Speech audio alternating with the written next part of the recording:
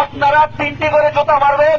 যে 3টি জুতার মধ্যে থেকে 2টি জুতা যদি আপনারা হেডশট করতে পারেন, আপনাদের জন্য রয়েছে একটি মোজো কোল্ড ড্রিঙ্কস পুরস্কার।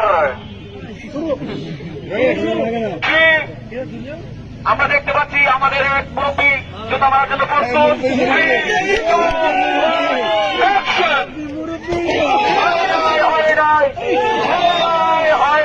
হয় নাই